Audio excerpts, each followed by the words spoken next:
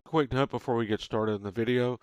If you are interested in purchasing the SPX Daily Key Levels V 3.0 indicator, you can email us at daytradinggps@gmail.com to request a discount promo code to purchase lifetime access to the indicator. To purchase the indicator, go to daytradinggps.com. Hello, in today's video, we'll be taking a look at the Tuesday, May 12, 2026 trading session for the SPX CBOE index. We'll be utilizing three different indicators from Day Trading GPS. First of all, the SPX Daily Key Levels V 3.0 indicator, as well as two additional add-on indicators. One, the Day Trading GPS VWAP for SPX CBOE, and the Day Trading GPS Ribbon indicator. In today's session, we're going to look at two bearish trades from the early part of the session. One is a regular strategy day trade, bearish trade that went from $17.50 entry to $49.60 on an extended move exit. We'll also take a look at an early session Lotto Options Strategy trade. That's a bearish trade that went from $6 entry to $20.30 extended move exit. And then lastly, we'll look at two bullish trades towards the end of the session. One, a late session day trade bullish trade that went from $9 entry to $35.80 exit. And then finally, a late session Lotto option play that went from $1.05 entry to $10.90 exit. So we'll be looking at three different strategies today. One will be the regular daily key levels trading strategy. We'll also be taking a look at our early session Lotto option strategy. And then finally, we'll take a look at our late session Lotto option strategy, which differs from the early session Lotto option strategy in a couple different ways. And we'll explain the differences and nuances between those two different Lotto option strategies and how they differ from the regular day trading strategy with the daily key levels indicator. All right, so to start off, we're going to take a look at a couple of common problems on TradingView as far as trying to trade two different symbols. One is the SPX CBOE, and the other one is the SPX mini index, which is the XSP symbol. And that has to do with VWAP directly on the chart for either SPX CBOE or the XSP mini SPX index. As you can see, we have the chart right now on the regular SPX CBOE index. The same problem exists on the XSP, which if you go into symbol search, you put in XSP, that will be the S&P 500 mini SPX options index. Now that's going to be the mini index, and that's for people that like to trade options that cost a lot less and still trade SPX options. The XSP trades at approximately 1/10 the value of the regular SPX index, and so thus the options cost roughly 1/10 the cost of the normal SPX index options. So it can be an economical choice for those people who either like to trade SPX options, but instead of trading, say, one or two, they'd rather trade 10 or 20 mini SPX index options and have a lot of scaling out options available to them as opposed to just trading one or two regular CBOE SPX options. The XSPs are a little less liquid than the regular SPX options. That's one of the drawbacks. Also, the XSP trades in 1 point strike increments versus the SPX trades in 5 point increments. And since the SPX is 10 times the value, you can see you have a little more strike options actually with the regular index than you do with the mini. So there's a little pros and cons about each, but that's not the main point we're trying to make here. So the main point is whether you're trading XSP on the CBOE, the mini index, or the regular SPX, which of course is just this symbol here. That is the official CBOE index that everyone follows. There is a problem trying to use VWAP on directly on the chart. So what a lot of people do because of this problem is they have to open up a second chart, and they open up a second chart on, say, SPY, ETF, or they'll to get a Forex CFD that follows SPX, or they will turn on a second chart with S&P 500 futures and try to follow along with the VWAP on that while trying to trade SPX index options and looking at the SPX charts. That involves having several charts open at once. It's not really ideal, especially if you're trying to trade on a tablet or a phone, which a lot of people do nowadays. It can be very inefficient. So, but the problem that I'll just say right now is basically if you go to indicators, you go down to volume weighted average price. So this is going to be the built-in native VWAP, volume weighted average price.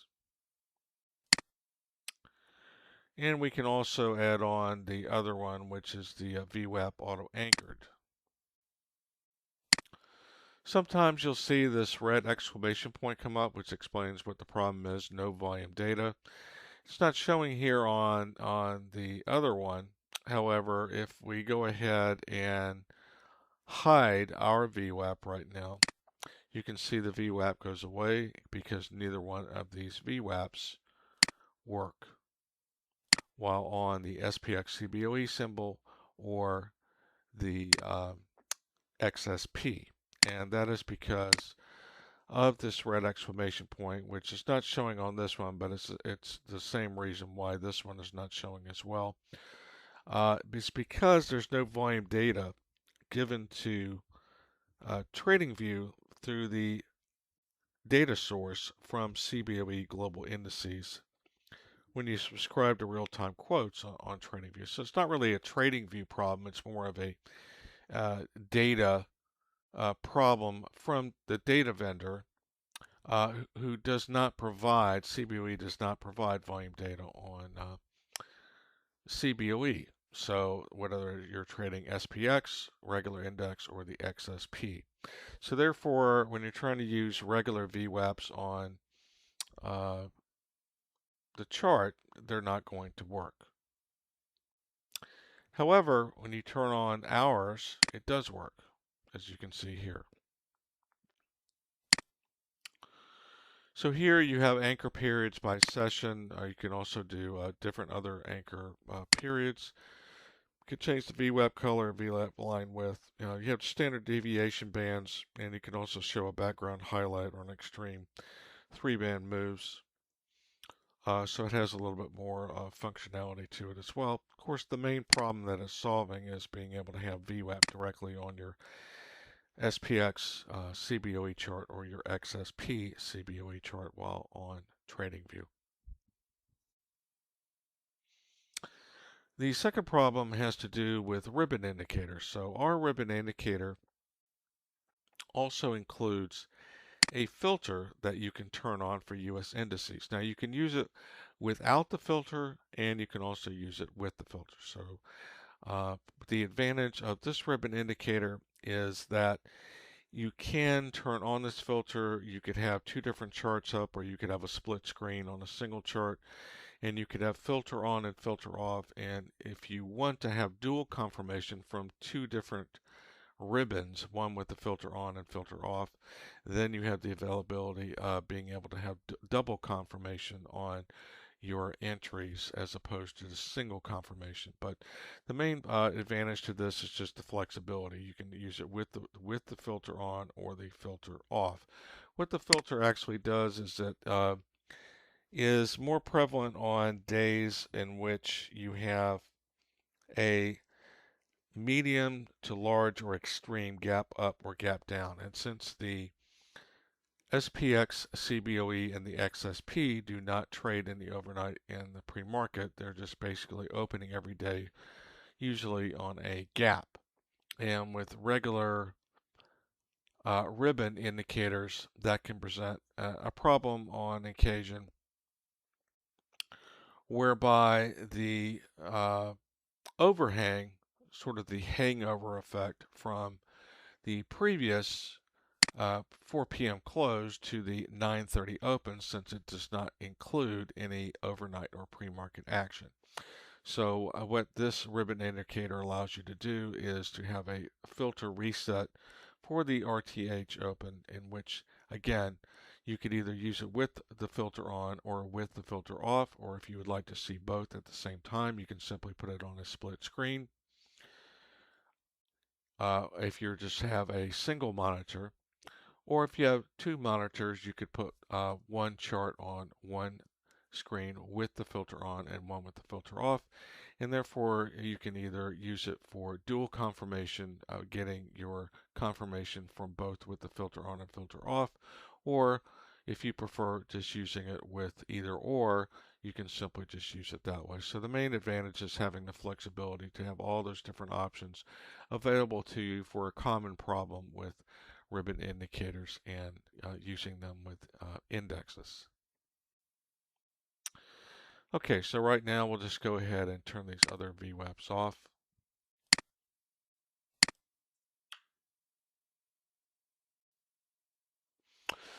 Okay, so in today's video we are going to go into a fair amount of detail about the daily key level strategy, as well as the early session lotto option strategy, and also the late session lotto option strategy.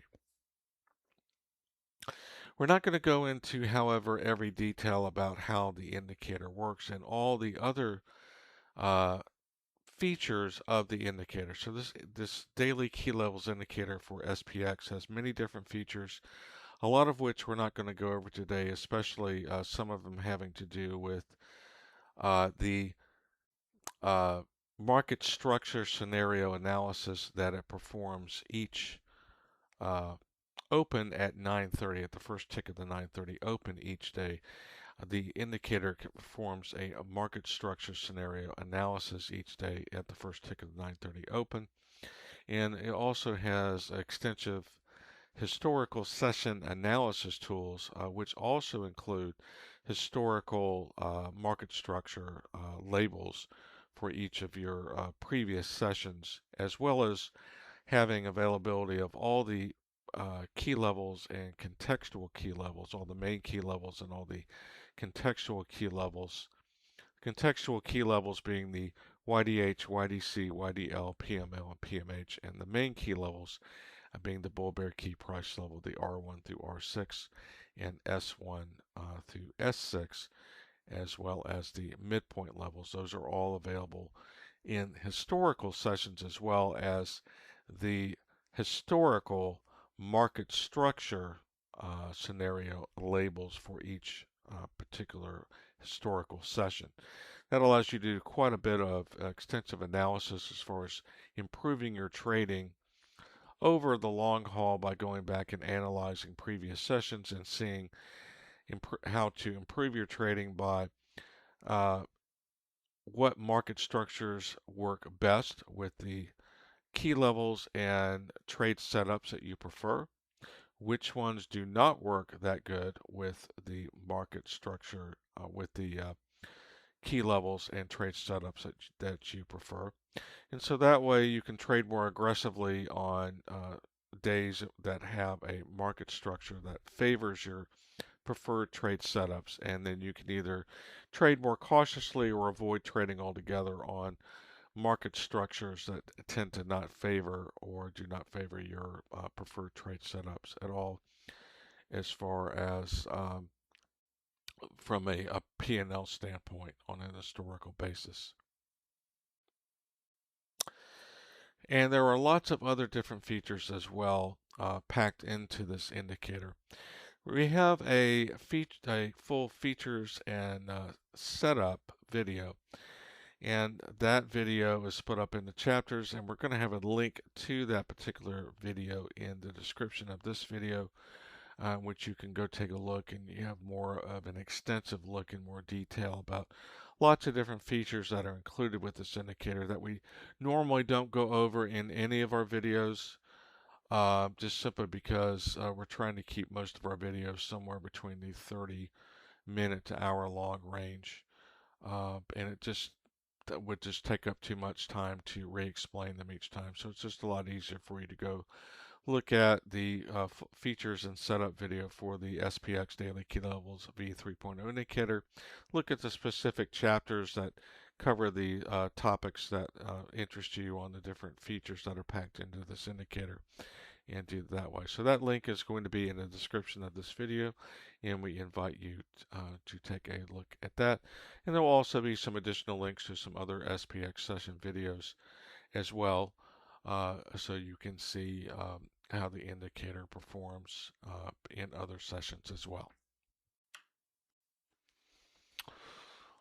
Also, we're going to do something a little different today. Normally, we show the feedback and user reviews from other traders who have purchased the daily key levels indicator at the end of the video, and today we're going to just show it briefly before we get into the trades of today.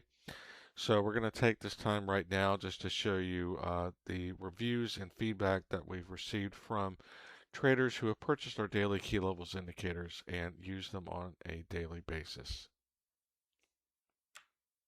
Okay, so for those of you who might be wondering, well, how is this working for people that have purchased the daily key levels indicators? You can go to daytradinggps.com and look at the user reviews and feedback. We've just taken some of them here and highlighted parts of them, but we invite you to go to daytradinggps.com and look at the reviews and trader feedback on our various daily key levels indicators, including the SPX daily key levels indicator. Thank you. Okay, so to start off with just a little explanation about how the SPX daily key levels V3.0 indicator works. So every day at the first tick of the 9:30 a.m. open, you will get the new auto updated levels on your SPX chart, or you can also utilize this indicator on the XSP chart for those that prefer trading the mini SPX index. Today we're just going to look at the regular SPX index, but know that you can use this indicator on the XSP if you prefer trading the mini index. So it works the same way on that. It's just obviously all the values are adjusted for the XSP. Okay, so on the first tick of the 9:30 a.m. open, you will get the new daily key levels auto updated on your chart. The most important of which is going to be the bull bear key price level. So you can see that here with key price level abbreviated KPL. And we also refer to this level as the BBKPL. And for today's session, it is 73.8796.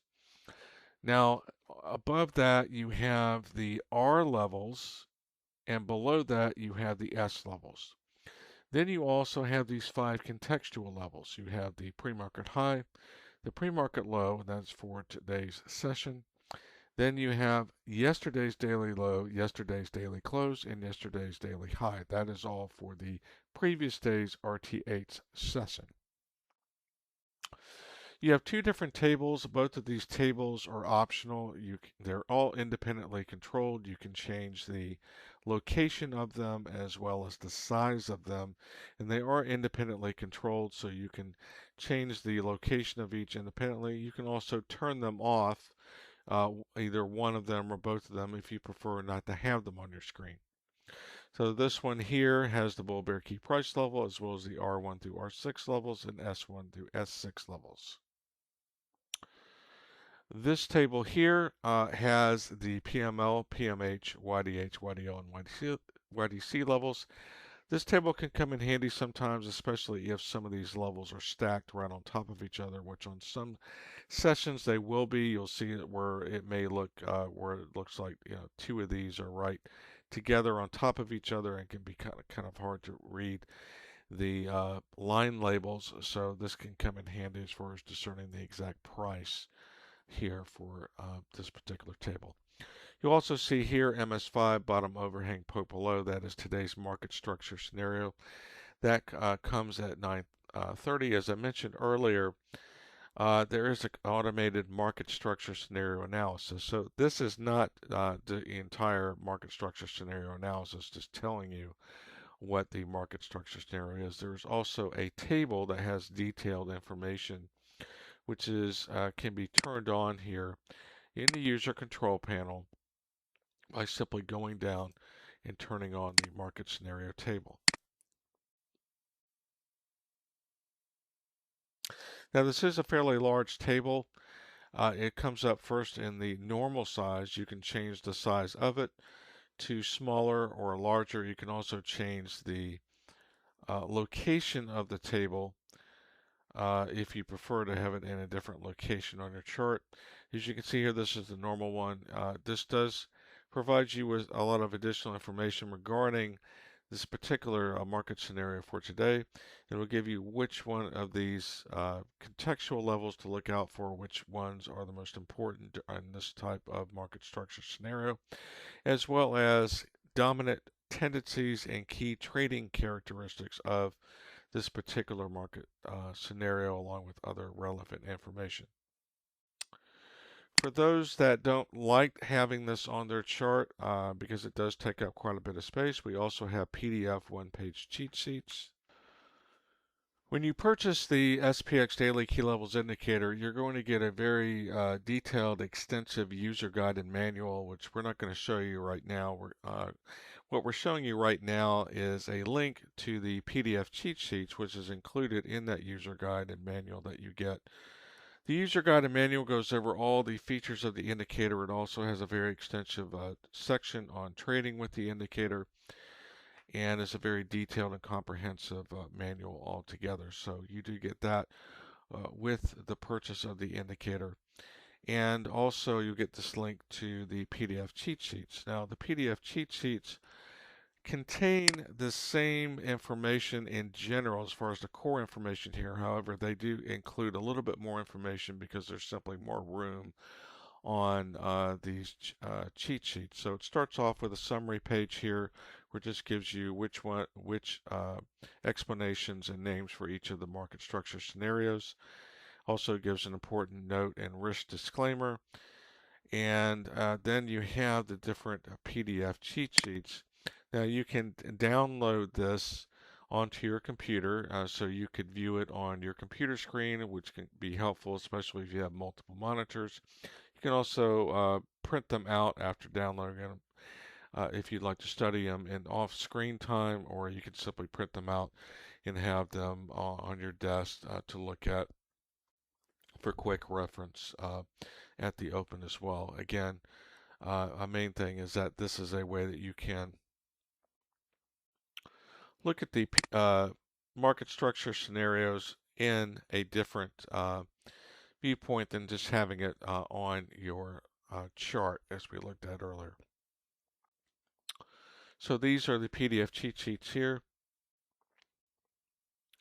As you can see, each one is color coded.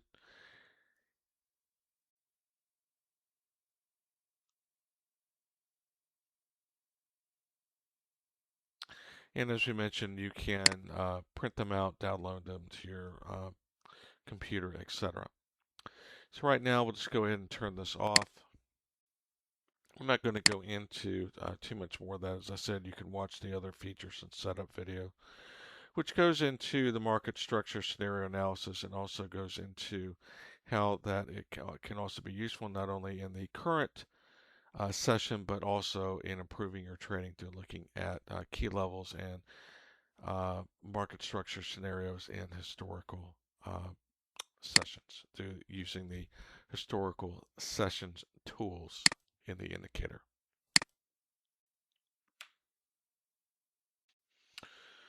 Okay, so now we're going to start looking at the trades of the session. So to begin with, we have the 9:30 a.m. candle trade. So this is the 9:30 opening candle here. As you can see, it closes below the bull bear key price level. We're on a 2-minute chart. If you see our other SPX session videos, the 2-minute chart time frame is the chart time frame that we use in all of our SPX session videos, as we found that to be the most consistent performer. However, for purposes of utilizing this indicator and this daily key levels trading strategy, the recommended chart time frames are between 1 minute up to 5 minutes. So you can use the 1 minute, 2 minute, 3 minute, or a 5 minute chart time frame for this particular strategy, the daily key levels trading strategy. Keep in mind that what you're looking for with the strategy is a couple different things. So you're looking for a close below or a close above a main key level or a contextual key level. So you're looking for either a candle close above or below a contextual level or a main key level. A main key level is going to be the bull bear key price level or one of the R levels, R1, R2, R3, R4, R5, and R6, or S1, S2, S3, S4, S5, and S6 as far as the S levels. The midpoint levels and the QL levels serve different purposes, so those are not for taking trades off of. The main key levels are the ones for taking either bullish or bearish trades off of, as well as the contextual levels. The PML, the pre-market low, the PMH, the pre-market high, the YDL, yesterday's daily low, yesterday's daily high, and yesterday's daily close. For taking trades off of the contextual levels, you simply go into the user control panel, and there is a section for taking trades on those. You go down simply to that section, stop loss and take profit levels for PML, PMH, YDL, YDH, and YDC. As you can see, it's automatically enabled as far as the global switch. However, you do need to turn on which particular level you want to take a bullish or bearish entry on. So it starts off with the bullish trade section, goes through each one of those 5 contextual levels, and then there's a bearish trade section listed. Then in the bearish trade section, same thing. All the levels are listed right in a row, and you simply check which one that you want to take a entry on. One thing you can do is you can go ahead and enable the stop loss. If you like taking trades off, say, the pre-market low or the pre-market high as an example, you can go ahead and set those in advance if you'd like, where you pick either the standard or tight stop loss, and then it will show a line for that on your screen for either the bullish entry stop loss, either standard or tight, for a bullish entry off of the PML or the PMH as an example, or both. And you can do the same thing on bearish trades. And then as far as take profit, each level has its own take profit or reward risk multiplier, in which the default is 2. It does move in 0.25 increments above and below. The max reward to risk multiplier is 30, and the minimum is 0.25, and the default is 2. So $2 of reward for each dollar of risk. The risk is calculated from the level in question to the stop loss. The stop losses on the main key levels are done differently than that. They're not in the user control panel, they're simply on the chart. The QL above a main key level is your tight stop loss in a bearish trade. The QL below a main key level is the tight stop loss on a bullish trade. First midpoint above the level in question is the standard stop loss on a bearish trade. First midpoint below the level in question is the standard stop loss on a bullish trade.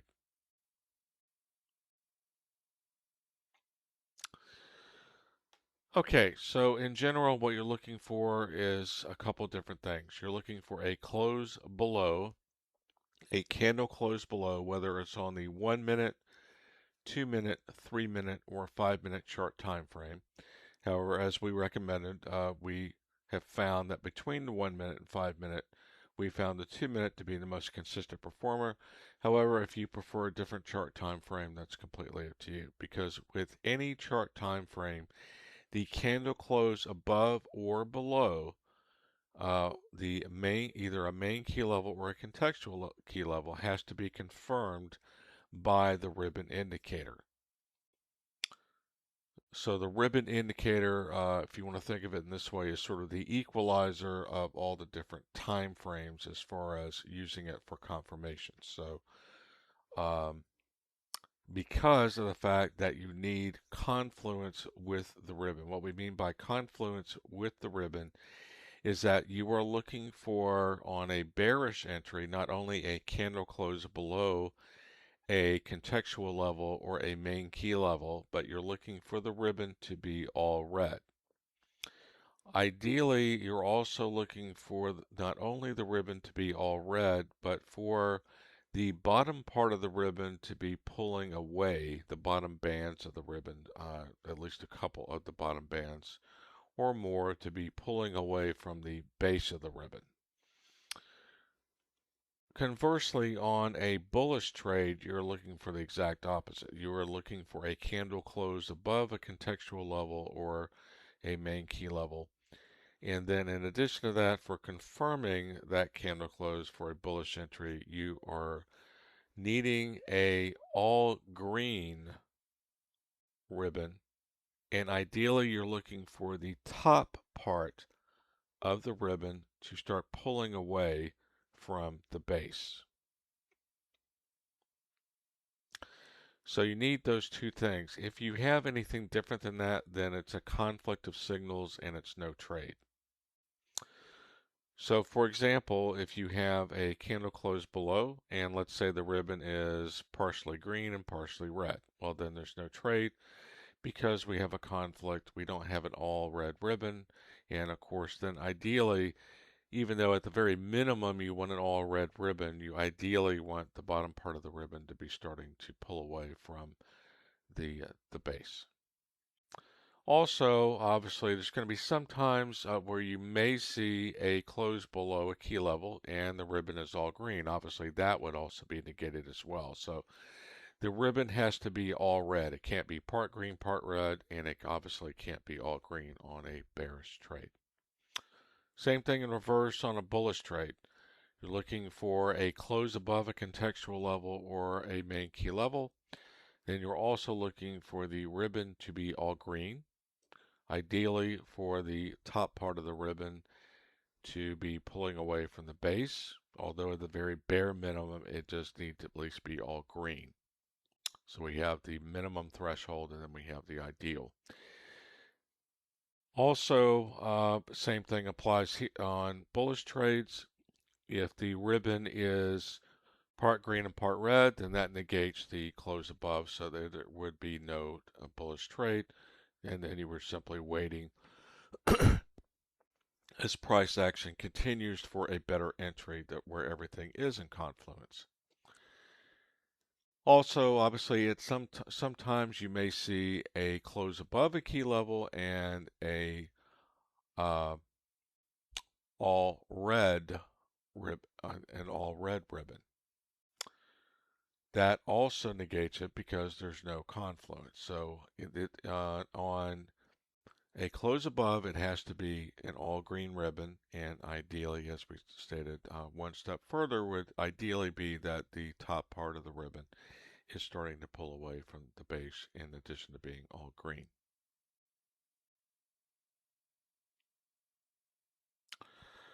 The the daily key levels indicator does have cross and close below alerts on all the different levels, all the main key levels, as well as the contextual levels. It does not have alerts on midpoint levels or QL above or below levels. As we stated earlier, those are not levels that you take trades off of. That's why there's no alerts.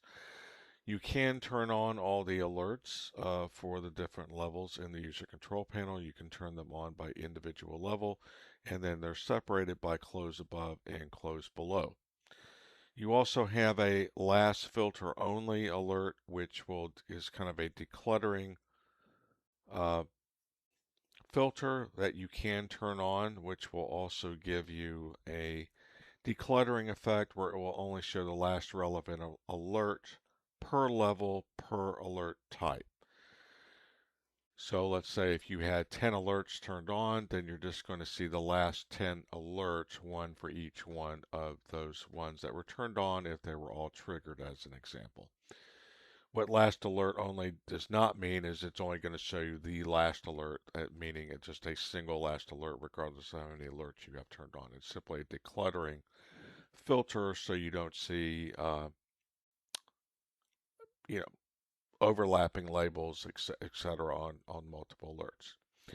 Now, me myself personally, I prefer just to use the 9:30 a.m. candle opening candle alert. I don't turn on the other alerts. I can simply see with my own eyes whether it's closing above or closing below. And then I have the ribbon confirmation as well. So I don't really need to have that. I prefer kind of a more decluttered chart. I don't need all the different labels for the alerts. The alerts are simply there for a convenience and for those people that prefer having the alert labels if they prefer that sort of setup. So that's up to for each individual trader to decide on their own whether they want to have the alerts set up that way or not. You can look at the features video for this indicator. As we pointed out earlier, the link to it is in the description of this video. There is an extensive section on the alert section in which we demo the alert section for all the different alerts. We also go over the acceptable range filter, which is also a big feature of this indicator as far as the alerts, including the 9:30 a.m. BBKPL candle alert. There is a acceptable range filter which prevents you from getting an alert on a candle close that will be outside the acceptable range on a trade for a trade on that level. So that keeps you from getting involved in trades with overextended candles that prevent a reduced reward risk opportunity that is less than ideal. So we're not going to go into all that today. You can simply go look at that video and that specific chapter about the comprehensive alert system in that video for more information on that. Okay, so we do have the close below. It is within the acceptable range, so that is our bearish entry signal from the daily key levels indicator as far as being the close below. It is confirmed by the ribbon here. The ribbon is all red. Now, what about entries? So with this indicator, the daily key levels trading strategy, there are going to be 3 different option strikes that you can use on any bullish or bearish trade from a key level. So that is going to be termed our standard daily key level strategy. And then we also have an early session lotto option strategy in which there is 2 different option strikes that you can use. We also have a late session lotto option strategy, which is completely different from the early session one. Has a little bit different rules, and that we will also go over later on in this video.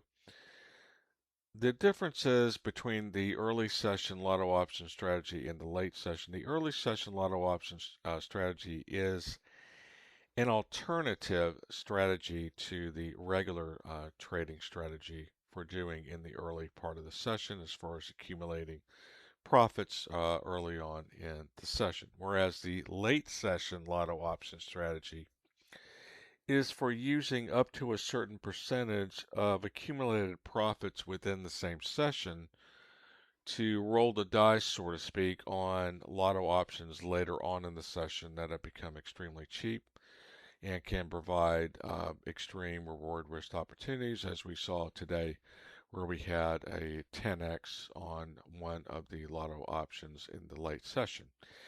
And one of the other differences, as pointed out, is that in the late session, you're using a small percentage a maximum of a small percentage of profits that you already accumulated in the same session. So if you didn't have any profits in the same session, you should not be attempting late session lotto options. You should only be attempting late session lotto options with accumulated profits in the same session and only using a small percentage. That small percentage is a maximum of up to 10% of your profits. So as an example, if you made $2,000 in profits earlier on in the session, then when we get to the late session lotto option window, which starts at 2 p.m. Eastern Time and runs to 3:45 as far as entries, then you have a maximum of $200 available at basically up to 10% of your accumulated profits. The reason for that for the late session lotto option strategy is we don't want to blow the profits that we already made. So we're allowing ourselves to uh, put into a lotto options strategy if it looks like there may be a decent opportunity later on in the session is a maximum of 10%. That way, if we end up losing on that lotto option completely and lose all of the money we put into it, we've only lost 10%, uh, excuse me, as a max of the profits that we accumulated. So if we had $2,000 in profits accumulated earlier in the session, we're risking at most $200 total on the late session lotto option play. That way, if it doesn't work out, we're still walking away with $1,800, 90% of our session profits. Whereas the early session lotto option strategy is a complete alternative to the regular daily trading strategy for a couple different reasons, which we'll go over. Okay, so first we're going to go over the regular daily key level strategy. So, like I said, there's going to be 3 different option strikes that you can utilize on any bullish or bearish trade. And the way that you figure out those option strikes is as follows. So this particular trade here is off the bull bear key price level, and it is a bearish trade.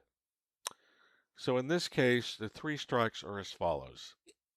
The standard play is going to be the option strike closest to the level that you're basing the trade on. So in this case, it is the bull bear key price level. Today's bull bear key price level price is 73.8796. So that closest strike to that is going to be the 73.90 strike, and that's going to be a put option.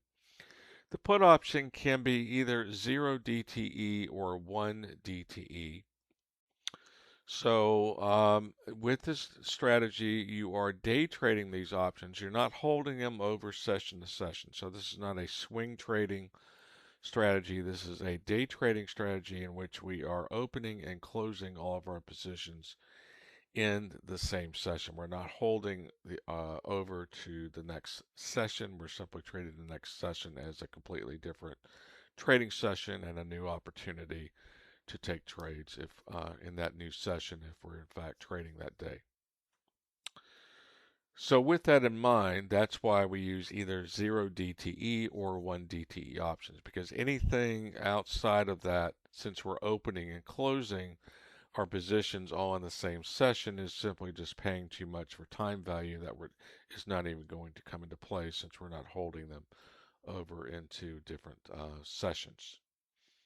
We do have videos on 1 DTE versus 0 DTE. We've done some videos in the past where we have looked at both options and how they progressed through the entire session and looked at the pros and cons of using each. In reality, it doesn't really make a whole lot of difference. It just whichever one you feel more comfortable with. If you feel more comfortable using 1 DTE options, even though you are opening and closing them in the same session, just like the 0 DTEs, and that's fine as well. They are going to be more expensive generally than the 0 DTEs, obviously, because you're getting one more day value out of them as far as time value that you're paying for. But they're not too outrageously expensive like you would, if you were getting something a week out as an example. So Either one is fine. It's really whichever one is you feel more comfortable with. Uh, we trade primarily with 0DTE options. So a lot of the stuff that we're doing, we just prefer 0DTE.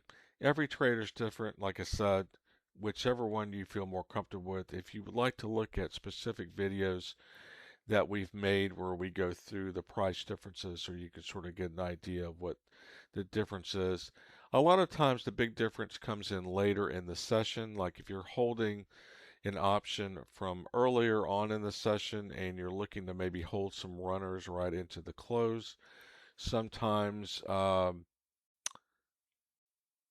there's going to be a lot more difference with a 1 DTE if you're holding in the afternoon versus 0 DTE as far as price fluctuations are going to be a lot more volatile with 0 DTEs as you get more into the afternoon session because the time value is running out on those. So you can get some pretty wild swings in value of those should price start moving around a lot later on in the session. So if you're interested in watching those, you can simply email us at daytradinggps@gmail.com and request for us to send you links to the videos that were on specifically on comparing 0 DTEs to 1 DTEs. Okay, so as we said, the standard play is going to be the strike closest to the level that we're basing the trade on. In this case, the bull bear key price level 73.8796. So that's the 73.90 put. Now, what about the other two options? I said there were three option strikes you could use on any bullish or bearish trade and the standard daily key level strategy.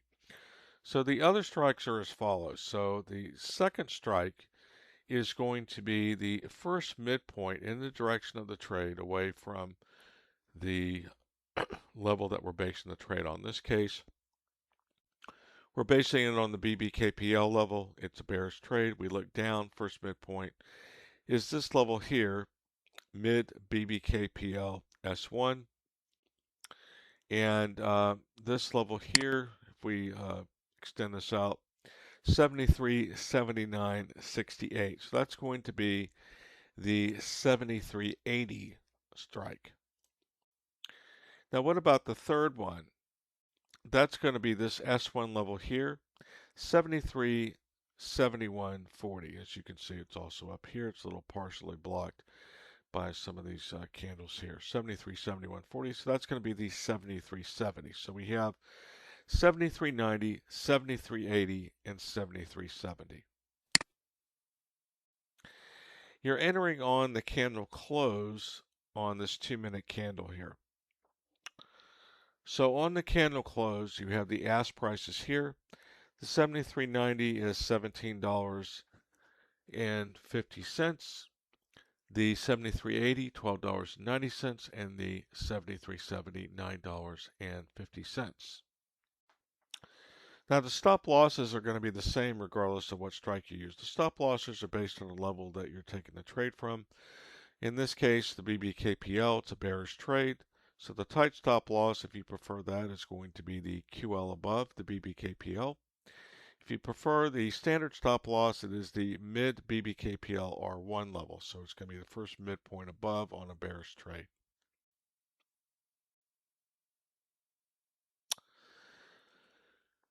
Now, we're going to get into the early session lotto options later. I'll go ahead and explain what the difference is between those. We're going to go through these first. Then we're going to go through the early session lotto options trades. But for right now, I will explain how these strikes are determined for the early session lotto options. And that is as follows. So we'll go ahead and stretch this out some more here so it's a little bit easier to read. Okay, so there are two different types of trades that you can take with this indicator. A scalp only trade and a regular trade. Within the scalp only trade, you do have two different types of scalp trades that you can take. One is a regular scalp, which you're looking for a one level move in your favor. You also have available at times, depending on the structure of the day's session, as far as the contextual levels where they line up, a possible alternative, which is called a microscalp. And a microscalp is going to be looking for a move to a contextual level that happens to occur prior to that one level move. A regular trade differs from a scalp trade in that it is looking for either a 1.5 minimum level move, that's the minimum required move for a regular day trade, or a 2-level minimum ideal move. So just to show you here, this is a bearish trade from this level.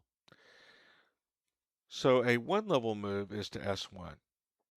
Now in this particular session, there does happen to be the PML level here. It does occur before, it's in the path beginning before the 1-level move in your favor for a regular scalp. So in this particular session, you would have the opportunity to do a micro scalp while getting out at the PML level, should you be so inclined to do that, versus getting out at the S1 level. So the PML in this particular session would be the micro scalp on a bearish trade from the bull bear KPL, and the S1 would be the regular exit for a scalp only. The mid S1, S2 level would be the minimum 1.5 level move for a regular day trade, and the S2 level would be the minimum 2-level ideal move for a regular day trade. Now, how is that important as far as the lotto options, early session lotto options? And it is important because the early session lotto options are based on the 1.5 level move and the 2-level move. So the 2 option strikes that you have to pick from on the early session lotto option are going to be at the 1.5 level and 2-level levels here. Mid S1, S2, 73.63.12. The closest strike to that is 73.65. So that would be lotto option 1 to consider. Lotto option strike 2 would be the closest strike to the S2 level in this particular trade from the bull bear key price level, as it is the 2-level move away. 73.54.84, so that's going to be 73.55 strike.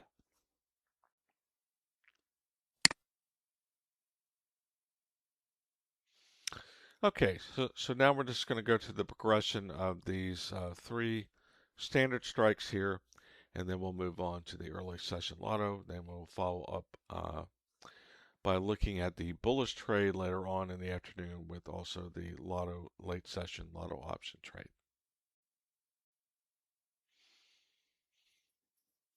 Okay.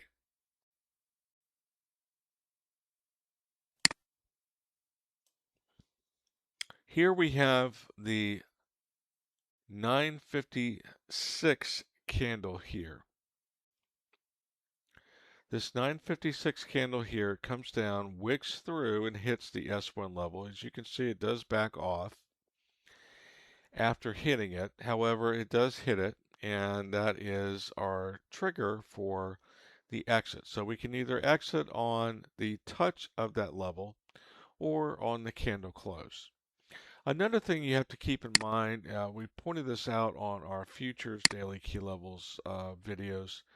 The same thing would apply here with SPX. With these different levels as far as your exits, you can look at a couple of different ways. So one way is if you do, you can look at these levels as zones. So you can look at it as a couple of ticks above to a couple of ticks below as far as a zone, or putting a sell to close when SPX hits the exact price of the level or better. A sell to close of that price or better being the trigger for closing out your position. Or you can simply get out on the close of the candle when it hits. Sometimes it will back off and you'll get less money out of it, as in the case in this particular candle here. Many oftentimes, though, it will work in your favor, such as you see here. When it hits the mid S1, S2 level for the regular trade, it closes and keeps going in your favor. So sometimes it will work more in your favor, sometimes it won't. The main thing is to try to do it the same way each time. So whether you're trying to get out on a specific when SPX hits a specific price and not use the candle close, then that is fine.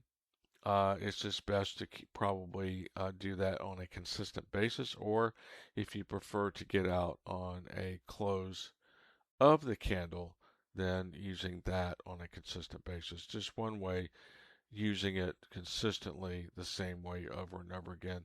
The best way to find out is just obviously through use and practice till you find which way you feel works best for you as far as uh,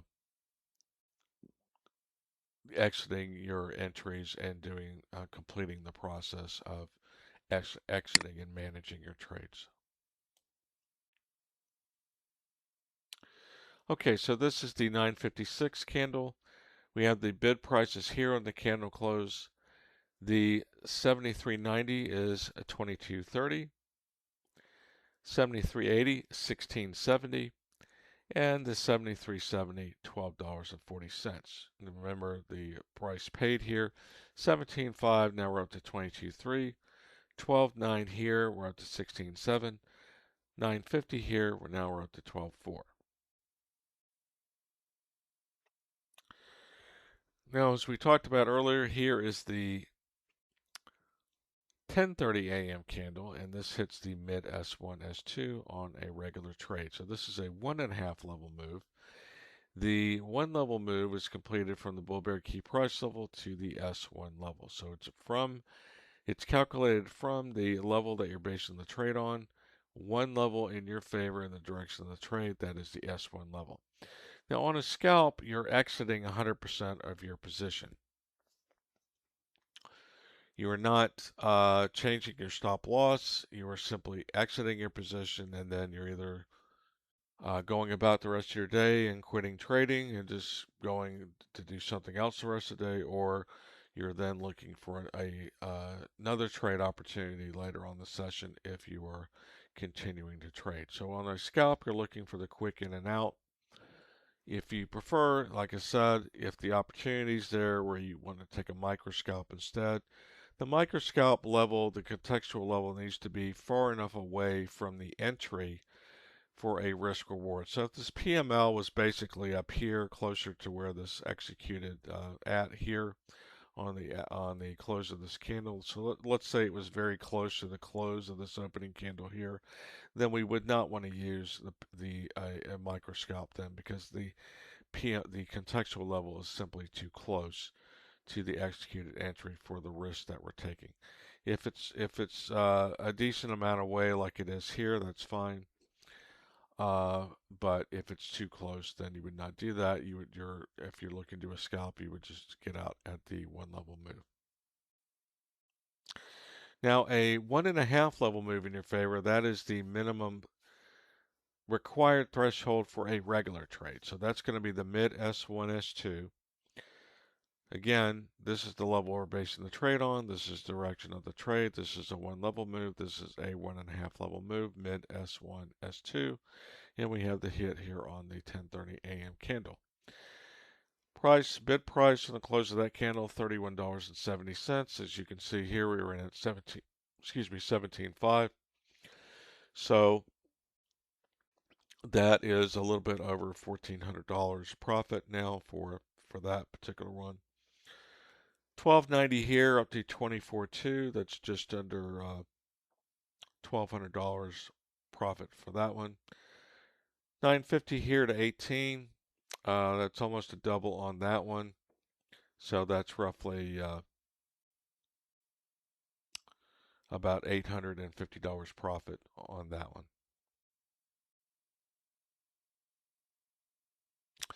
Now, how does a regular trade differ other than just the 1.5 level move compared to the one level move? It differs in a couple of different aspects. So one is obviously it's 1.5 level move minimum threshold. But The other way that it differs is that on a regular day trade, you have several other options available to you for how to handle the trade. One is to simply do exactly what you just did with a uh, scalp trade and simply exit 100% of your position. So that would be just like a scalp, you're exiting 100%. So if you had 5 contracts, you're exiting all 5. You're just making more money than you did with the scalp. The second option is going to be keeping your original position, not exiting any of it, but simply changing your stop loss to now break even or break even plus a small profit buffer on your original position. And what we mean by changing your stop loss to break even is not changing your stop loss from the QL above and or midpoint down to the bull bear key price level or the level at which the trade was executed at. Instead, what we're talking about is changing it to a price of the option based. Uh, so what that means is if you paid $17.50 for this option, now you're changing your stop loss from either the QL above or the midpoint level above price level based to now what the executed cost of the option was. So now we're just changing our stop loss to how much we paid for the option at the bare minimum. So that would be the break even. If we're adding a small profit buffer, we're adding 10 to 15%. So as an example, 10% of 1750 is roughly say $1.80 or $1.70. So if you want to round it up, since it is 10 to 15%, you could just basically say $2 and you could change it to 1950 as an example. So remember, if let's say you were doing that, you were changing it to 1950 because you added a profit buffer of $2 on top of break even. You're doing it at a time where the price of the option is now bid at 31.70. So that is a fairly small profit buffer to add, or you can just leave it at 1750 at strictly break even. The other option that you have is going to be available if you are trading 3 or more contracts. So if you're trading 3 or more option contracts, the other option that you have is to do a scaling out option. So what that is that you are closing out somewhere between 60 to 90% of the option contracts you started out with.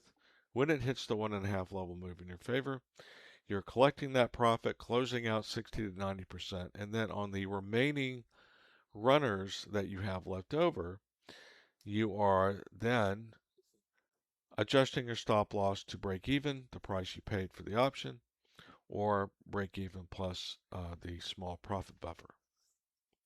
Then, as price or if price continues to move in your favor, at each succeeding key level move in your favor, you are either adjusting your stop loss further on the remaining runners or closing out and exiting one or more of the remaining runners or all of them, or doing a combination of closing out some of the remaining runners and then adjusting your stop loss by adding more profit buffer on any remaining uh, runners that you have. And if price continues to move down, then you are simply doing an adjustment at each different succeeding key level move in your favor. The other thing you can do is you can also set a trailing stop if you prefer just a trailing stop as opposed to having to constantly monitor the level moves down in your favor. You could simply set a trailing stop. How much of a trailing stop is really just going to depend on each trader, how aggressive or how liberal you want to be with the trailing stop. It's just probably you have to keep in mind that with that particular scaling out strategy, you are closing out 60 to 90% of your original position and collecting those profits. So we're just dealing with the remaining runners. You're already collecting a significant profit because you are closing out 60 to 90% of your option contracts at that minimum 1.5 level move in your favor. And now we're just dealing with the remaining runners. So just to give you an example, if you had 3 contracts and you closed out 2, that's 60, roughly 60, 2/3, that's 66.6%. If you had 5, let's say in the original position, you closed out 3, that's 60%. If you closed out 5, that would be 80%. Uh, if you had 10 to start out with, if you closed out 6, that would be 60%. If you closed out 7, that would be 70, 8 would be 80, 9 would be 90. So it really just depends on how many that you start out with. It generally just needs to be 3 or more, because what you're trying to do is close out the majority of them, not half of them. So if you only have 2 contracts, you can either just have to sell all of them, or your only other alternative is selling one of them, and that's only 50%. So that's why it's really for 3 or more contracts.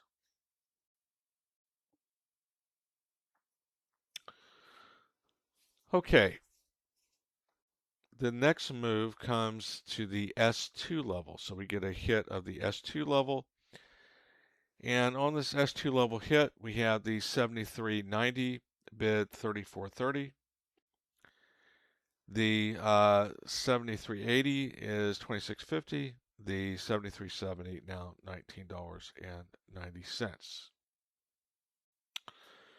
So what's the difference between the minimum ideal 2-level move and the minimum required 1.5 level move? Why is one called the ideal and one the minimum required? So the minimum required is just like it says, it's the minimum required move.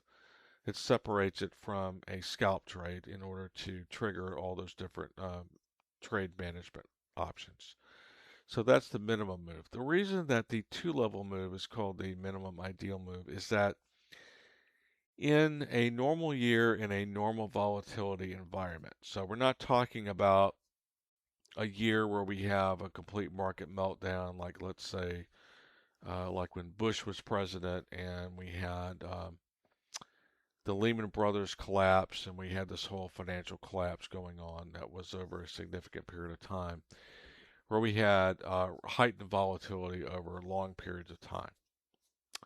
Or say the COVID pandemic year, where we had the COVID pandemic and we had extremely wild swings for many, many months during that year. So more in a normal year, in a normal volatility environment, in about 80% or so sessions of the 250 to 255 sessions for SPX that you'll see in a given year, depending on holidays, 80% or so of those sessions are going to be contained within a 2-level extension in either direction from the bull bear key price level. So that means 80% of the sessions are going to be contained within R2 down to S2. That doesn't mean that when it gets to R2 or S2, it just immediately starts turning around. So just keep that in mind. It's basically a zone.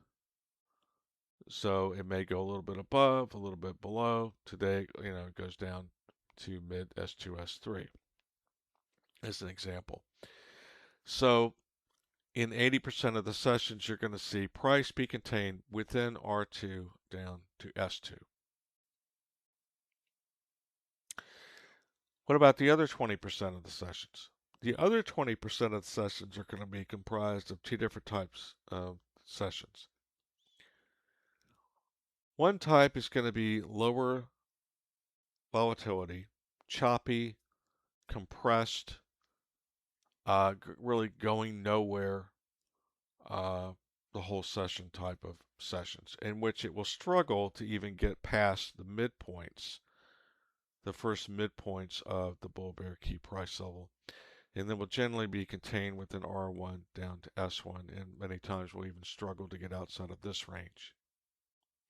Also within that 20% are going to be heightened volatility to extreme volatility, in which you will get moves that go beyond R3 to R6 or beyond, and then that go below S3 to S6 and beyond.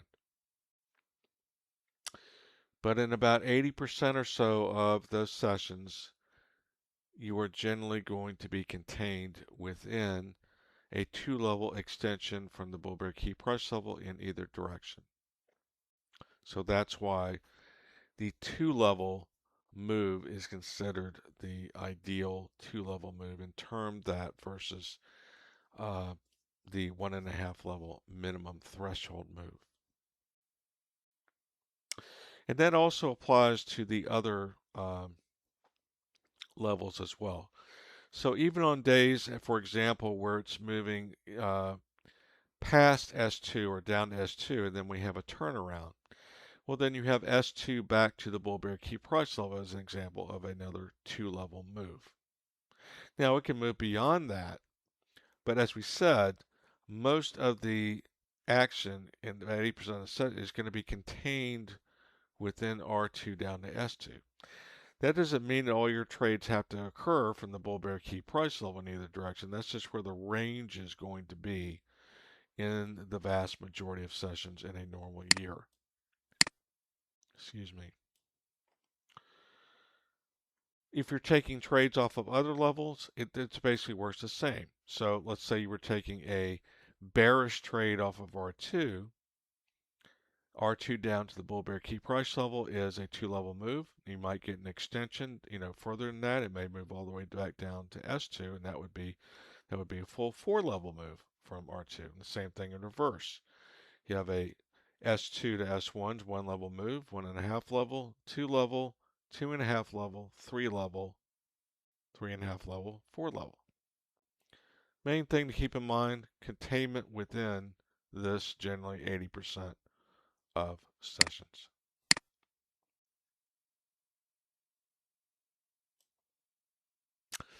So what does that mean as far as practical use? What it means primarily is that once you get a 2-level move in your favor on a trade, it doesn't mean that you have to exit the trade completely. What it should mean to you is that once you have a 2-level move in your favor, if you're not going to exit all of your remaining positions, whatever positions you still have, you need to be a lot more cognizant of the fact of tightening up your stop loss. Um, if you're using a trailing stop, you might want to tighten up your trailing stop a little bit more because, like we said, the majority of the time that will be relatively the end of the move. So even though there are times where it is going to go further than that in your favor, you just need to be aware of that and make adjustments to any remaining positions that you choose to stay in to accommodate, knowing that that is what the case about 80% of the time. Now, if we're in a heightened volatility year, then you're looking for, where maybe the norm may be R3 down to S3 or R4 down to S4, like we saw in the COVID pandemic, where we're basically getting about double, on a normal basis, the at least R4 down to S4 every day, and then we could have moves, regularly to, R6, to S6 for extended moves. So, but that doesn't happen that often. It does happen, and obviously when we're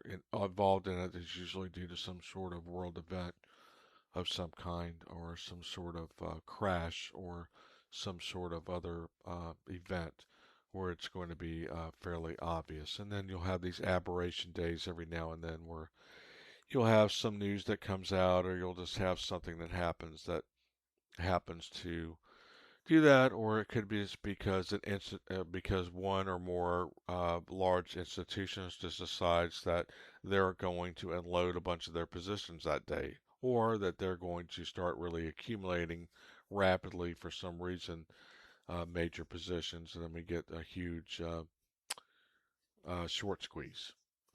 that goes way above R2 as an example, up to maybe R4 or R5 or R6.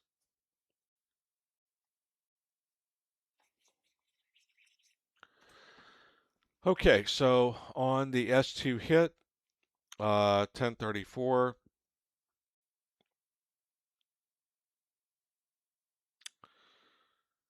we have 34.3, 26.5, and 19.9. Now, price does move back to the, or excuse me, move down to the mid S2, S3. As we talked about earlier, you can look at these as zones. It doesn't have to be the exact hit of the exact price, as we pointed out in our futures videos as well. You can look at this as a zone of a few ticks above to a few ticks below. So if you're looking to put in sell to close orders and you want to front run the thing, you could, instead of say 73.38.28, you could put in 73.35.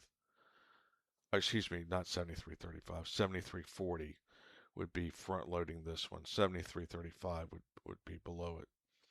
So as an example, if you want to front load it, then you could do that.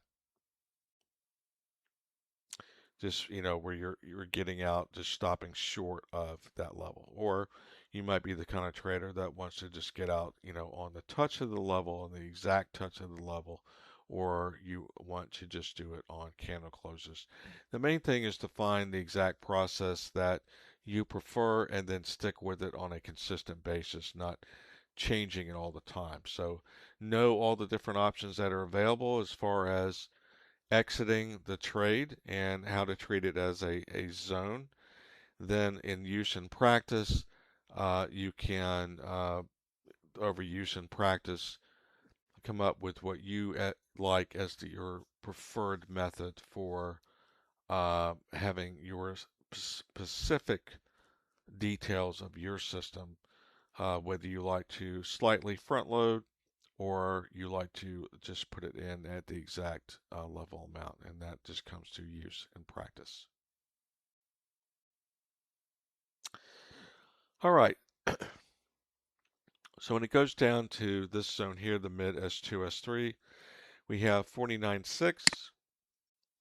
Remember, we started off at 17.5 here, so that is a $3,200 gain here on this one. 12.9 start here. We're up to 40.3 here, so that's roughly a little bit over $2,700 for that one. 9.5 here to 31.6. So that is a little bit over $2,100 for that one. Okay, so now we're going to look at the early session lotto options. Okay, so as we talked about, the strikes for that, you're taking the level that the trade is based on. You're looking at the 1.5 level move from that in the direction of the trade. And that would be mid S1, S2, 73.63.12. So that's the 73.65 strike. So that's your first lotto option. Second lotto option and final lotto option strike is going to be closest to a 2-level ideal move. So that's 73.54.84. So that's the 73.55 strike. Here on the 9:30 a.m. candle, the 73.65 is $8.20. That's a little more expensive than we usually see with these particular options. One reason could be because of the increased volatility today with the move down at the open. So with the VIX getting more expensive, these, if you looked at the last couple of videos that we've made where we looked at lotto options where we had an up move, then we're going into a stable to decreasing VIX on that, and that's why those would generally be less expensive. So this is a little expensive here for a lotto option. Now this one is getting more into the range here, the 73.55 at a price of 6.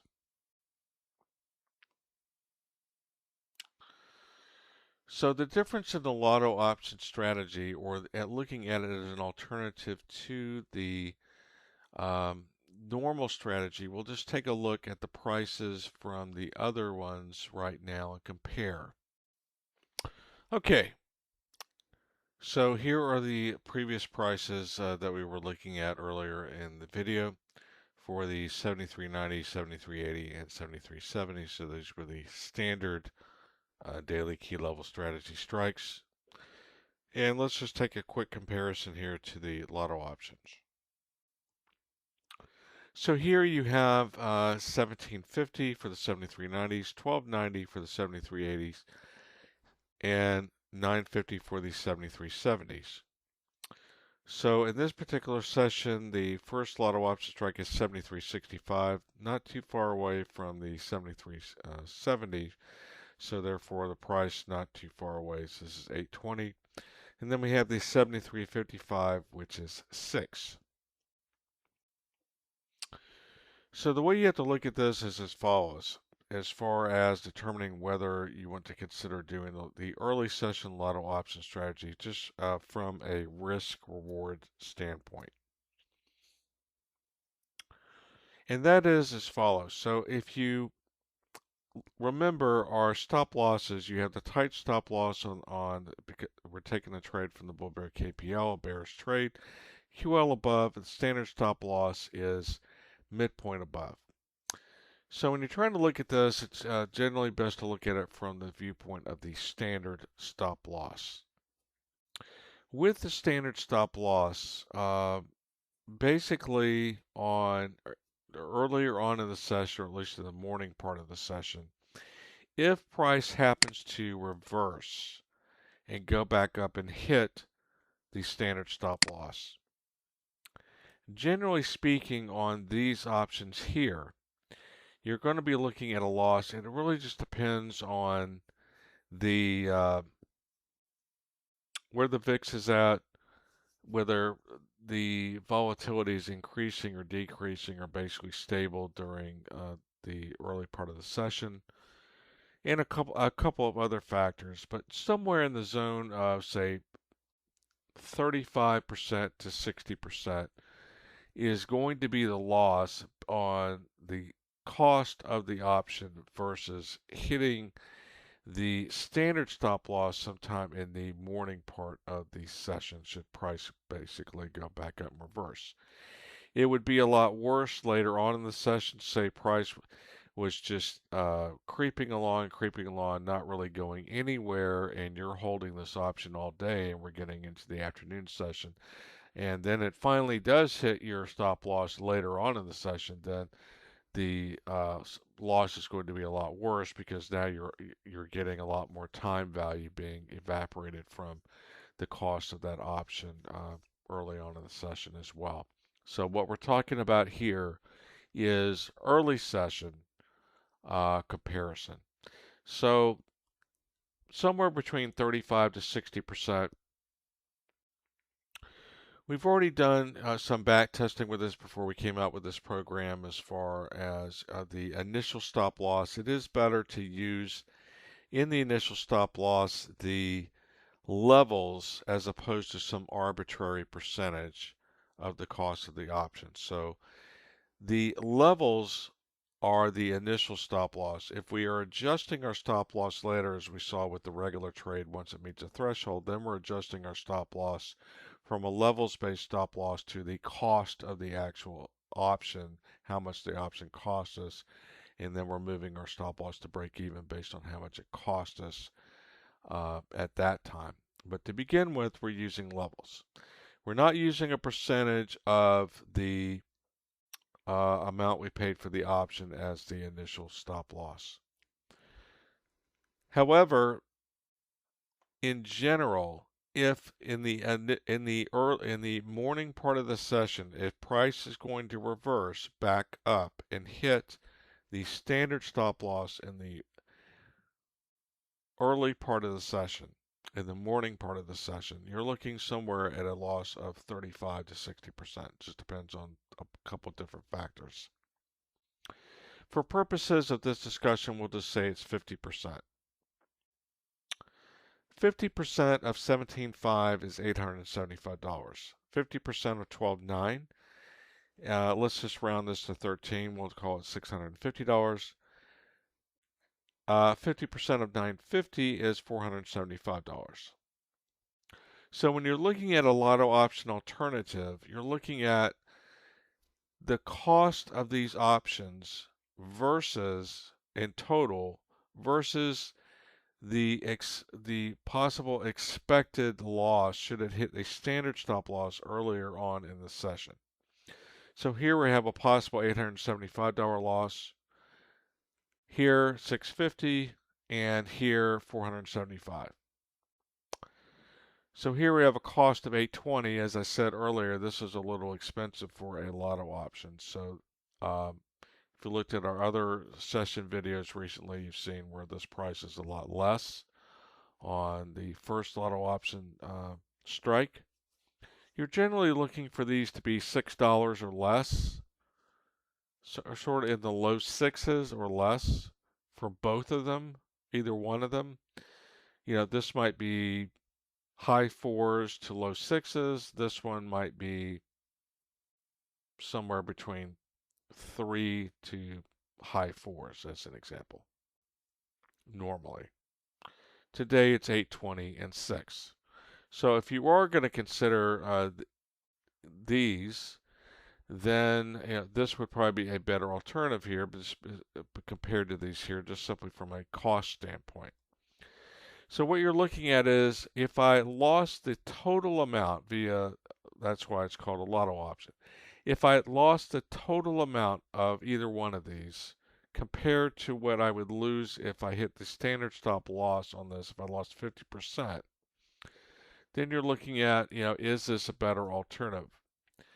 Now, you can still use the QL above or the midpoint above on these lotto options. The difference in the lotto options is going to be that with lotto options, based on the cost of the option being low enough, you also, in addition to having the standard stop loss or the tight stop loss option to use on these, you can also consider using no stop loss.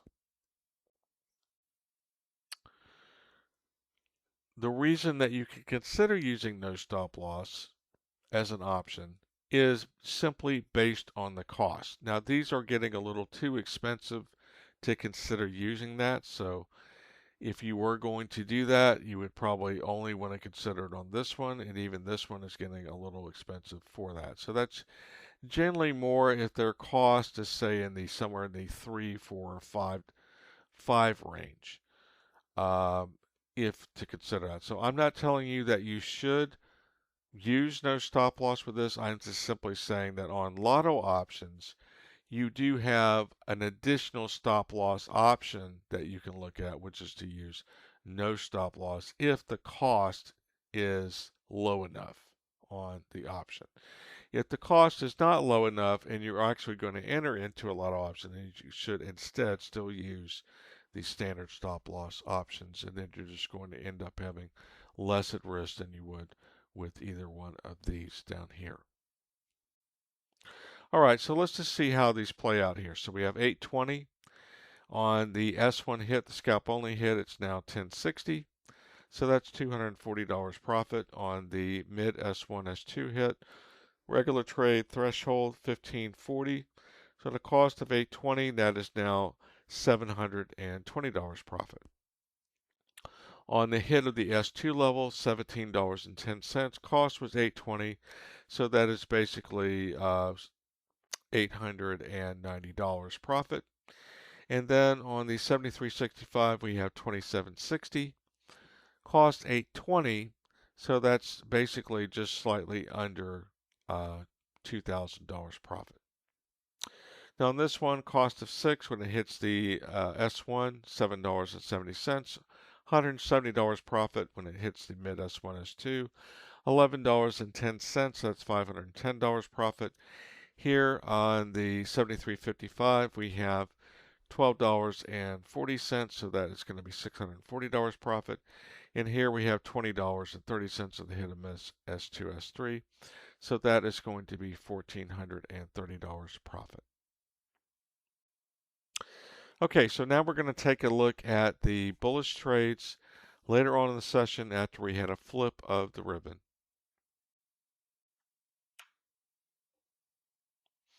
Okay, so as you can see here, it's pretty clear when this ribbon flips here. So we have a nice visual difference here. So we have the transition, and now we have the ribbon being all green here. So we're looking for this. Of course, this blue line here is our VWAP from our VWAP that we went over at the beginning of this video. The reason for the blue is that it provides a nice contrast to the thick yellow lines that are contained within the ribbon. So normally most VWAPs are yellow as far as the VWAP line. So rather than doing that and having it be kind of confusing with these here, we've gone ahead and made the default color a light bright blue.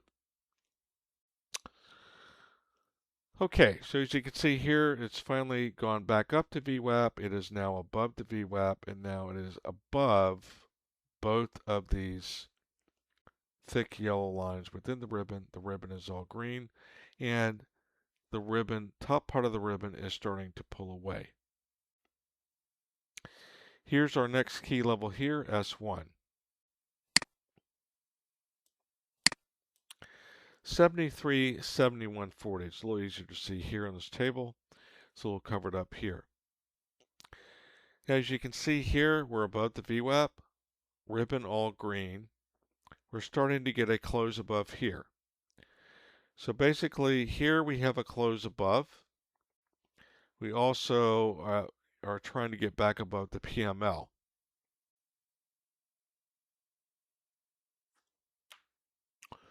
Where's our first candle that not only closes above S1, but also pops above the PML? That's this candle here, 214. We're still above the VWAP. We're still above these two thick moving yellow lines within the ribbon. Still pulling away from the base of the ribbon. The ribbon is all green. Close above S1. That is our entry signal for a bullish trade right here, 2:14 p.m. You can enter on these candles as well after, but this is the first candle opportunity here. Reason being, it's close to PML too. It's close to the PML as well. You could also have entered here if you wanted to on the first close above. You got to remember we're coming off a pretty big downswing here, so having a little additional confirmation is not going to hurt because we are coming off a transition here, and this was a pretty significant down move. Okay, so now we're going to take a look at the three strikes for this. So for the standard stop loss, you would have the mid S1, S2 level. So it's a bullish trade off of the S1 level. Standard stop loss is the first midpoint below mid S1, S2. The QL below S1, you simply would go ahead and turn that one on if you were going to use the tight stop loss.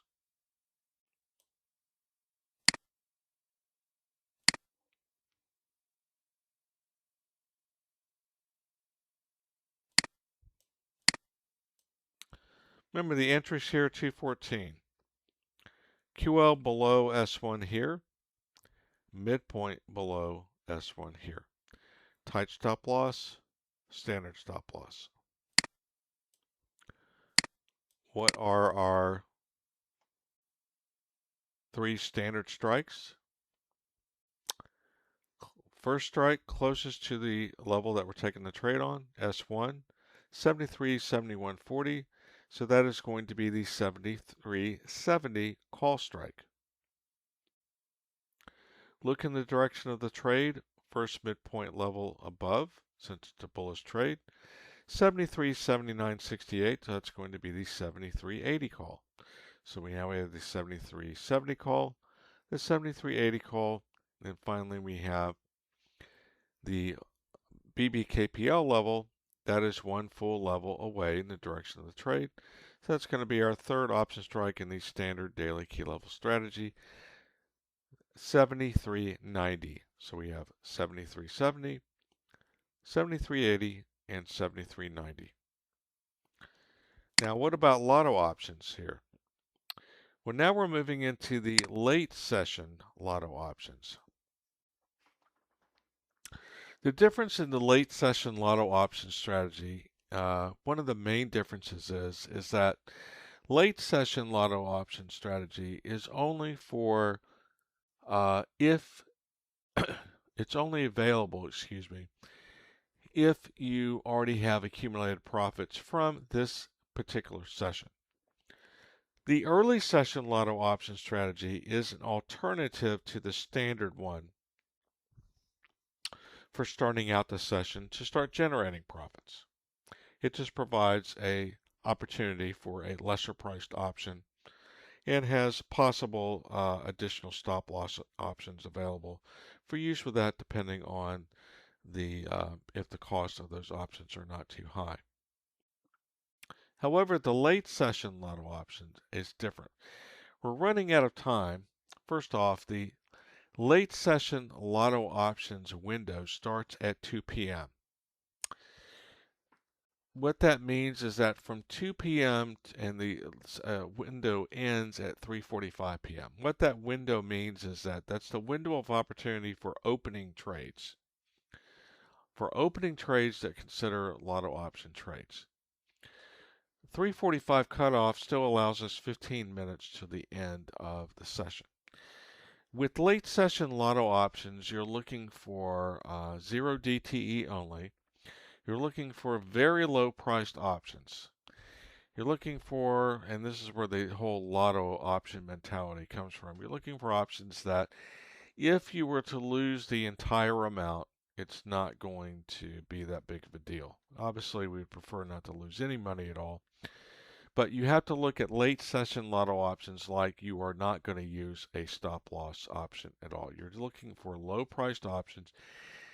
In addition to that, you're only looking or it can only consider lotto option trades in the late session if you already have accumulated profits from earlier in the session. And if you do have accumulated profits, then you can only use a maximum of 10% of those accumulated profits in the same session. What that does is that keeps you from gambling or possibly gambling too much of your profits away. So otherwise what happens is that some people can get addicted to the lotto option mentality of taking all their profits, putting it into lotto options in a day, trying to magnify their profits by 5 or 10 times or more and getting this huge win, which can happen at times. However, if you start doing that all the time, what you'll find is that there will be a lot of times where the lotto options do not work out and you may lose all of what you put into it. So if that happens, what you're trying to do is you're trying to contain your loss to no more than 10% of what you made that particular session. So that way, if it doesn't work out, you can walk away with 90% of the profits you made in that session for the session if your lotto option does not work out. The same way, sort of, if you go to the store, you buy $5 worth of lottery tickets, it doesn't work out, and you know, you lost $5. It's not the end of the world. So you want to contain your late session lotto options to a minimal amount of money, and you ideally just don't want to even enter into trying to do them unless you already have session profits.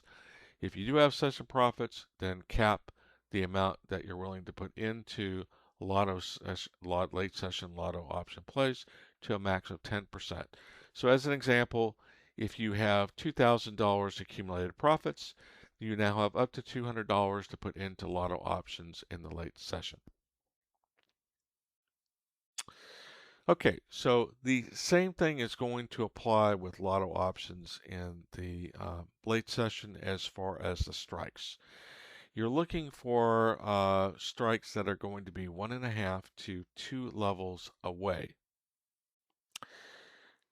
Now, this is more of if it's earlier on in the lotto, lotto option window of the 2 p.m.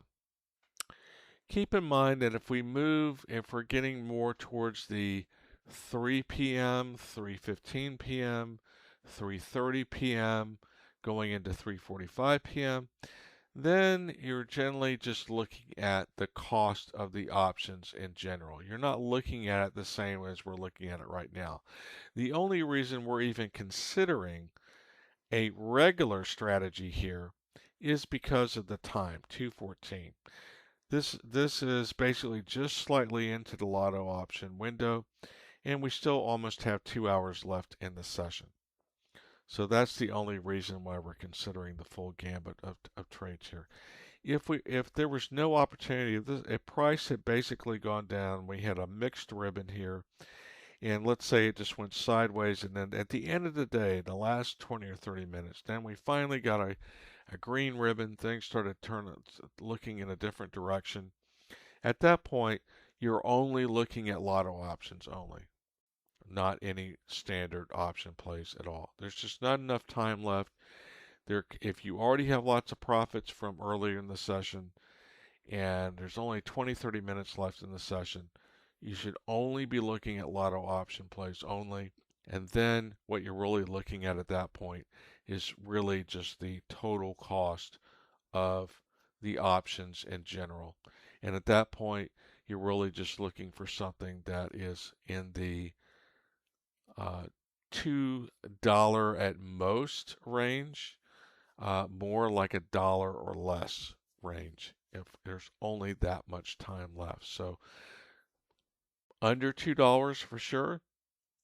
If there's only like 30 minutes or less left in the session, the smaller the better. Obviously, if you pick too far away, there's less likelihood. But again, you have to keep in mind that with the late session lotto option plays, like we said, you're containing your ability to even enter into these trades in that you can only use up to 10% of your same session profits. So if you don't have any session profits, you should not even be considering doing a lotto option trades uh, in the late session. If you do have profits, then whatever amount is up to 10% of the amount that you have accumulated in that session, that's what you should cap at as the max amount that you have available to consider. That way, again, as we said, if it does not work out, you lose all the money in the lotto option trade, then you still walk away with 90% of your profits for the session. And that makes it into something that can be repeated. Because if you're doing it over and over again, you're just not having much luck with the late session lotto options. You're still retaining 90% or more of your session profits. Okay, so in this particular case then, since it's early on, we can look at the 1.5 and 2 level move. The 1.5 level move here is the 73.96, so that's going to be the 73.95 strike. The 2 level move from S1 is the R1, that's 74.0452, so that is going to be the 74.05 strike. So now we'll take a look at the prices for that.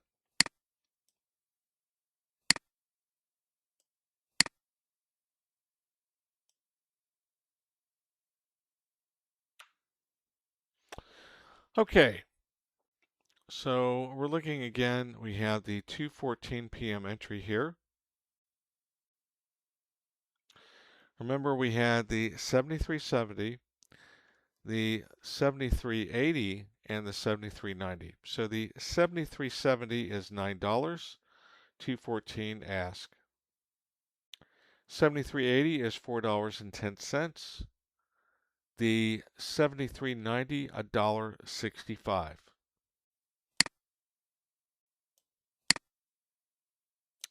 Now remember, these three strikes are the regular daily key level strategy strikes. So as you can see, price has gone down quite a bit since the morning. So now we're looking at a much more reasonable prices, but that's really only because there's not much time left in the session. 2:14 p.m. we basically have an hour and 45 minutes left. So in the decision-making process here, when you're starting to get into the lotto option window, now remember I said that this is early on in the lotto option window, that later on in the session you would not even be considering any of these standard plays. Now, it's not that you couldn't do the standard play options as far as strikes. It's just your mentality is going to switch to just cost of the option only later on if we're getting into, say, 3 p.m., 3:15, 3:30, leading up to 3:45. You're simply just going on cost of the option at that point and trying to be as small as possible and just looking at it completely from a lotto options mentality only, not a regular trade. In this particular case, it's early. It's still just right on that edge there where you can still consider a regular trade. So we have a cost of either 9, 4.1, or 1.65. Now in this case, like we talked about earlier, if you are going to lose money on this, potentially let's say 50%, this one is a cost of 4.1 to begin with versus this cost of 9, and then this one is $1.65. So when you're starting to get into this side of the fence as far as the time of day, it's better to defer to the lower priced options because A, you're running out of time. So even if you are going to consider some of these standard plays here, it's better to consider the lower priced options to begin with, because then if it even hits your stop loss, like we said, we have the trade here off of S1, standard stop loss mid S1, S2, tight stop loss QL below S1. So you want to put out as least amount of money as possible. So this 73.80 or the 73.90 is the better play here. Now what about the lotto options? 73.95 is $1.05 on the 214 candle. And then the 74.05 is 50 cents. All right, so let's see how these progress here. We'll go back to this part of the chart here.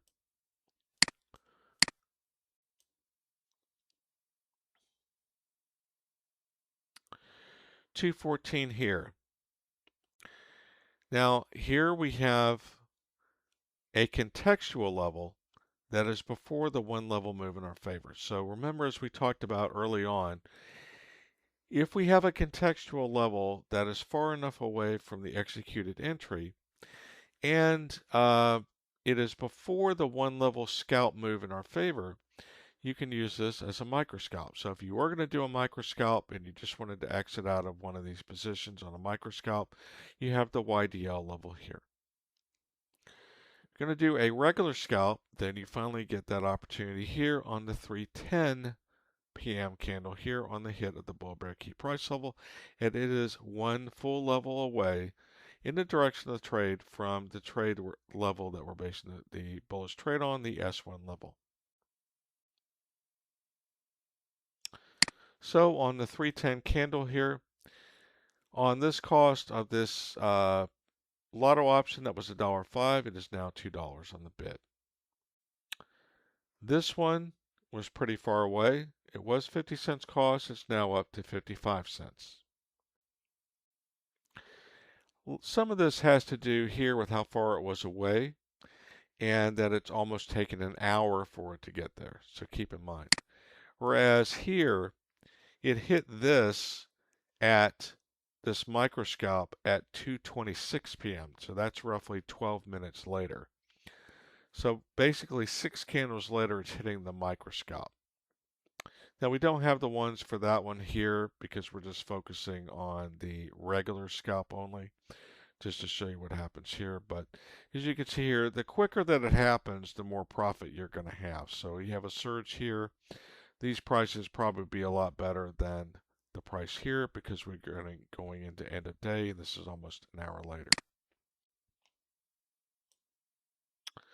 Now what about the 7370? Cost of 9, now it's up to $19,000 profit per option. 4.1 here, now up to 10.1, $600 profit per option. $1.65 here, now up to $3.80, so basically more than a double here.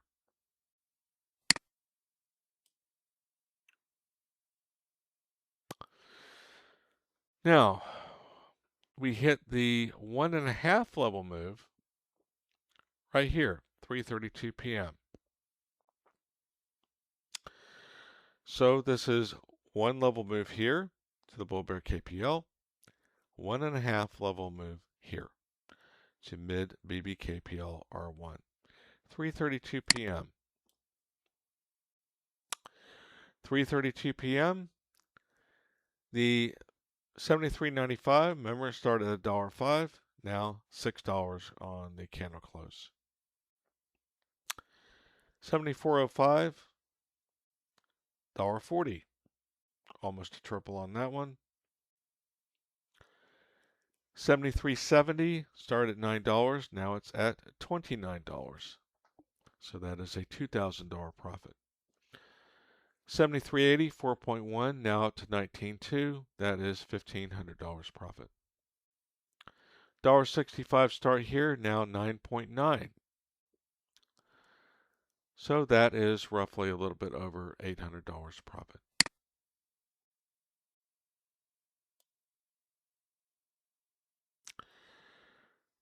Continuing the surge up here, 3:50 p.m. hits the R1. That is now a two-level ideal move. 3:50 p.m.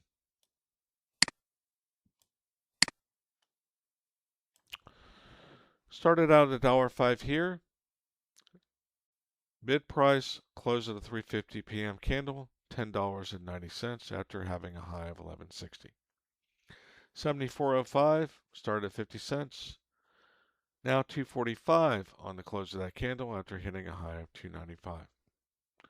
73.70, $35.80. 73.80, $25.80. 73.90, $16, almost a 10x. Also, this one almost a 10, this one 10x as well.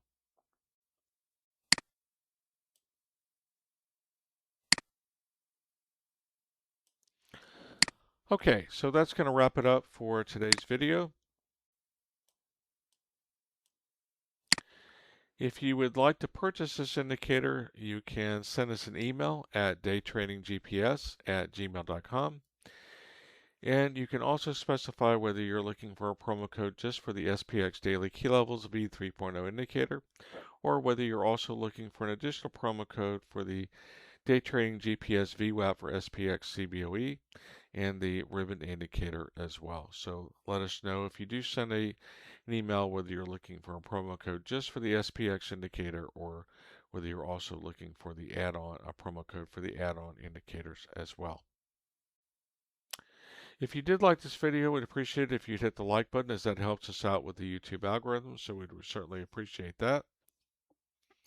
Also, we're going to close out the video again by showing you user reviews and feedback of people who have purchased the daily key levels indicators and using them on a daily basis, so you can see what they have to say about them. Thank you again for taking your time for watching this video today. Please consider subscribing to our channel. If you do subscribe, you'll be notified when we post videos on any trading topic or any of our daily key levels trading indicators, whether they're for stocks and ETFs, for futures and CFDs, for the SPX daily key levels indicator, or the NASDAQ NDX daily key levels indicator, or for our Forex cryptocurrencies daily key levels indicator. Thank you again for taking your valuable time today for watching this video and supporting our channel, and we wish you much prosperity in all your future trading. Okay, so for those of you who might be wondering, well, how is this working for people that have purchased the daily key levels indicators? You can go to daytradinggps.com and look at the user reviews and feedback. We've just taken some of them here and highlighted parts of them, but we invite you to go to daytradinggps.com and look at the reviews and trader feedback on our various daily key levels indicators, including the SPX daily key levels indicator. Thank you.